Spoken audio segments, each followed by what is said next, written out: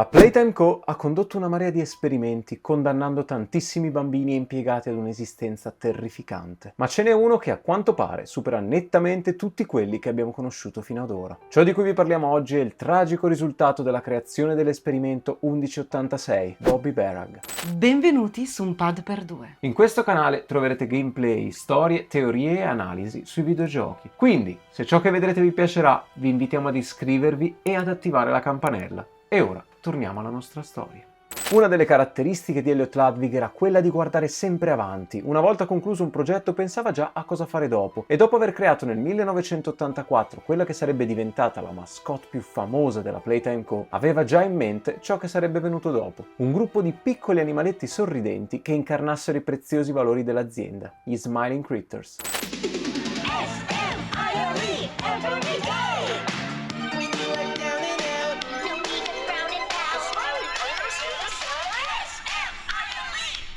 Per portare avanti un'idea così ambiziosa, però, serviva una quantità di fondi di gran lunga superiore rispetto a quelle impiegate per la creazione dei giocattoli precedenti. Gli Smiling Critters sarebbero dovuti diventare il nuovo prodotto di punta della Playtime. Elliot ci credeva con tutto se stesso e aveva quindi deciso di prendere tutti i guadagni derivati da Huggy Wuggy e destinarli agli Smiling Critters. Nel 1989 quindi vide la luce il cartone animato dedicato proprio alle nuove creature della Playtime Co., un cartone che avrebbe dovuto dare popolarità ai Critters e che ovviamente avrebbe dovuto far sì che le vendite schizzassero alle stelle.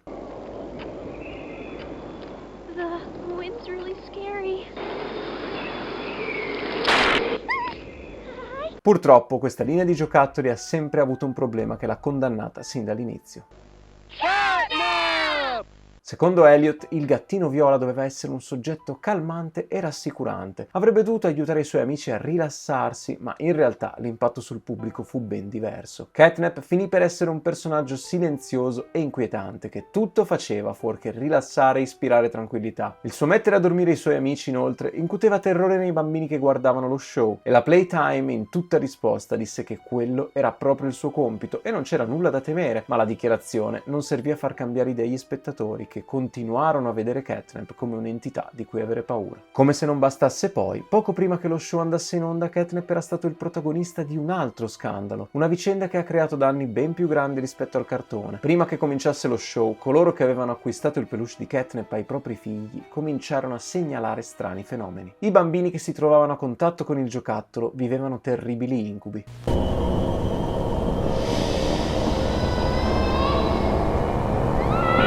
Lì per lì i medici non riuscirono a trovare una spiegazione sensata, ma la situazione cambiò nel momento in cui uno di quei bambini perse il peluche e con esso i propri incubi. Si arrivò quindi a legare l'origine di quegli eventi alla vicinanza dei bambini e ai loro peluche di Catnap.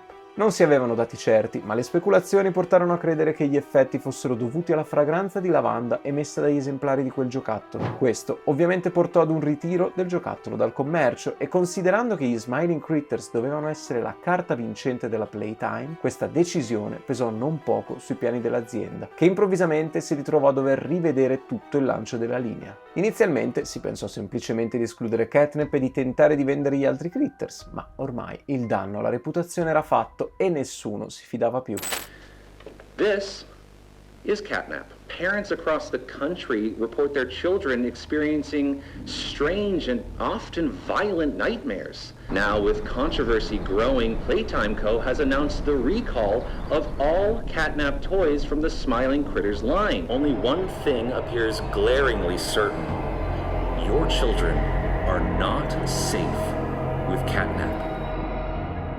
Gli Smiling Critters, da quell'idea geniale che dovevano essere, finirono con il diventare il più grande flop della Playtime Co. La linea tuttavia non venne abbandonata. Se è vero che ormai nessuno voleva più acquistare i peluche dei Critters, è anche vero che la Playtime aveva a disposizione 8 nuovi soggetti per portare avanti l'idea del Dr. Sawyer, la Bigger Buddies Initiative. Nel terzo capitolo di Poppy Playtime abbiamo visto proprio l'esperimento più iconico di questo gruppo, 1188, Catnap. Theodore è stato sicuramente uno dei personaggi più inquietanti che abbiamo incontrato fino ad ora all'interno dell'azienda, ma nell'Orientation Notebook, il libro appartenuto ad uno dei dipendenti della Playtime, abbiamo trovato qualcosa di nuovo.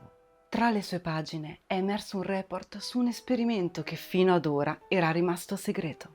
Dog Day ci aveva già anticipato l'esistenza di una versione Bigger Body per ogni Smiling Critter. e ci aveva anche detto che gli unici due ad essere ancora in vita erano lui e Catnap. Gli altri, non avendo voluto unirsi al prototipo, erano stati uccisi da Theodore. Ce n'è uno in particolare però che, stando al report di cui vi parlavamo poco fa, forse è decisamente meglio che sia morto. Come vi avevamo anticipato, si tratta di Bobby Berag, l'esperimento 1186, e la descrizione delle sue prime ore di vita come Bigger Body sono qualcosa di semplicemente disumano.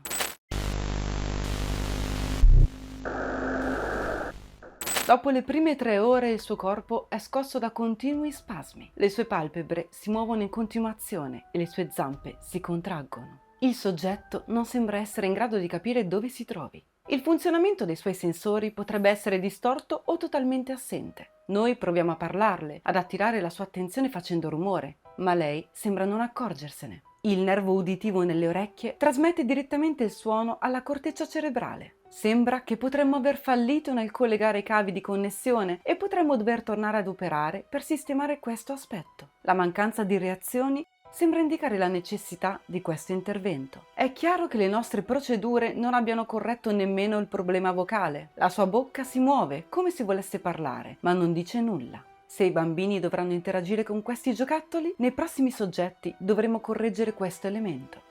Diverse ore dopo il suo risveglio, lei ha cercato di alzarsi e camminare fino al lato opposto della cella, ma non ha mantenuto l'equilibrio. Sembra essere in cerca di aiuto mentre continua ad essere scossa dagli spasmi. Sta cercando di urlare, ma non ha voce. È completamente silente. Non credo lei sappia di non essere in grado di emettere alcun suono.